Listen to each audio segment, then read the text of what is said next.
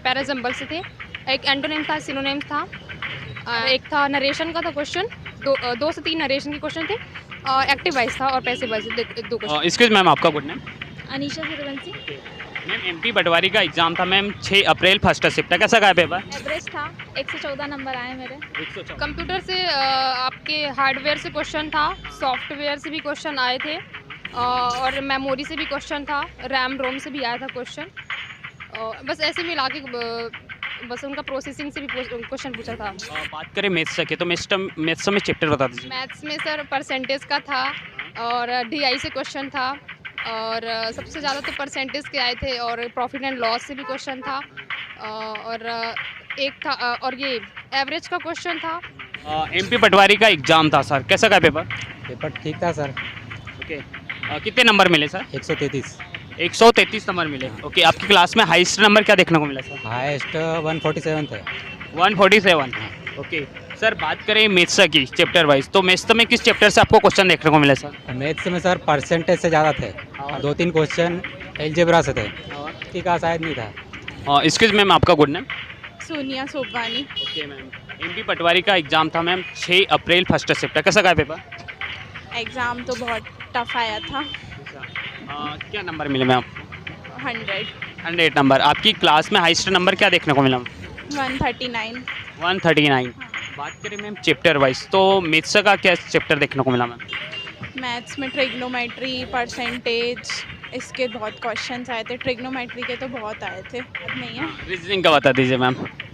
Reasoning में sitting arrangement से questions थे, और कहाँ से थे? सिटिंग अरेंजमेंट का एक ही क्वेश्चन था। इंग्लिश से पैराजम्बल के क्वेश्चन मोर देन बहुत ज़्यादा थे, मतलब कि 5 से 6 क्वेश्चन तो ज़्यादा ही रहेंगे। पैराजम्बल से थे। एक एंटोनिम था, सिनोनिम्स था, एंड इंग्लिश में अच्छा था इंग्लिश। और एक था नरेशन का था क्वेश्चन, 2 से 3 नरेशन के क्वेश्चन थे। एक्टिव वॉइस था और पैसिव वॉइस 2 क्वेश्चन था। इकोनॉमिक साइंस हिस्ट्री का कोई क्वेश्चन देखने को मिला? हाँ, करंट अफेयर्स के बहुत सारे क्वेश्चंस थे। करंट का मतलब उसका वर्ल्ड से था, मतलब कि क्रिकेट से रिलेटेड था। 2 क्वेश्चन थे। इकोनॉमी से था, और ये भी एक क्वेश्चन था अपना, मतलब हिस्ट्री से रिलेटेड था कि सबसे पहले सिविल सेवा का एग्ज़ाम कहाँ से हुआ, ये हिस्ट्री से रिलेटेड, मतलब फर्स्ट। और साइंस तो अच्छी थी, और जिसने पढ़ा तो बन भी सकती थी। हिंदी भी ठीक थी, अच्छी थी हिंदी। रीजनिंग चैप्टर बता दीजिए। हिंदी के चैप्टर जैसे कि पैराजम्बल अपन अरेंज करते हैं ना, वैसे एक सेंटेंस हिंदी का आया था। अब मुझे हिंदी में नहीं पता कि इसको क्या बोलते हैं, अरेंज करने का सेंटेंस। और उसमें भी सिनोनिम्स आए थे। और हिंदी में और क्या आया था?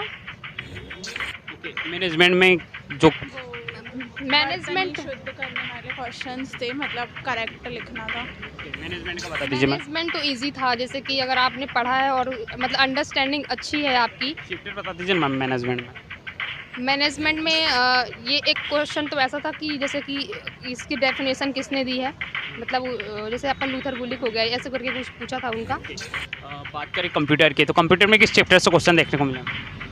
कंप्यूटर से आपके हार्डवेयर से क्वेश्चन था, सॉफ्टवेयर से भी क्वेश्चन आए थे, और मेमोरी से भी क्वेश्चन था, रैम रोम से भी आया था क्वेश्चन। बस ऐसे मिला के बस उनका प्रोसेसिंग से भी क्वेश्चन पूछा था। बात करें मैथ्स की, तो मैथ्स में चैप्टर बता दीजिए। मैथ्स में सर परसेंटेज का था, और डीआई से क्वेश्चन था, और सबसे ज़्यादा तो परसेंटेज के आए थे, और प्रॉफिट एंड लॉस से भी क्वेश्चन था, और एक था और ये एवरेज का क्वेश्चन था। एवरेज में और हाँ एवरेज का क्वेश्चन था, बाकी ऐसे ही बहुत सारे थे। बायो से? बायो से हाँ, बायो से 2-3 क्वेश्चन थे। जैसे कि पूछा था कि आप जैसे सिक्कों का अध्ययन को क्या बोलते हैं, न्यूमरोलॉजी और पक्षियों के अध्ययन को, तो ये ऐसे क्वेश्चन आए थे। और चैप्टर वाइज में बोले जाए तो फिर याद नहीं है इतना ज़्यादा क्योंकि कितने नंबर मिले मैम आपको? 120। ओके मैम, आपका गुड नेम? रचना। ओके मैम, जो पेपर देने वाले हैं मैम बच्चे, उनके लिए क्या कहना चाहोगे, किस तरह की तैयारी कर रहे हैं? मेरे हिसाब से तो सर जैसे स्टार्टिंग में बहुत मुझे ऐसा लगता है कि एग्ज़ाम अच्छा था, लेकिन अब थोड़ी थोड़ी इसका जो लेवल है ना वो बढ़ाते जा रहा है, क्योंकि तो अपन ये नहीं कह सकते, क्योंकि उसका जैसा टारगेट था पहले कि टाइम एंड वर्क से आज क्वेश्चन बिल्कुल भी नहीं पूछा था।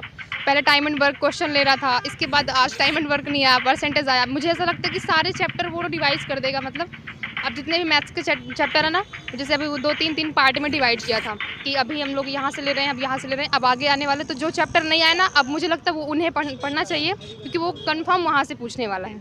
टाइम का इशू था कि टाइम इनफ था? नहीं, टाइम का तो थोड़ी इशू हुआ था क्योंकि मैथ्स जो थी बनती हुई मैथ्स थी लेकिन इतनी कैलकुलेटिव थी, पॉइंट वाइज थे, उनको सॉल्व करना, पॉइंट को सॉल्व करना मतलब थोड़ी सी डिफ़िकल्ट हो जाता है। तो उसके हिसाब से मुझे ऐसा लगता है कि टाइम को जितना आप जीएस वगैरह से बचा सको उतना आप मैथ्स रीजनिंग में दे पाओगे, थोड़ी सी कैलकुलेटिव तो रहता है। आपका गुड नेम है? रचना।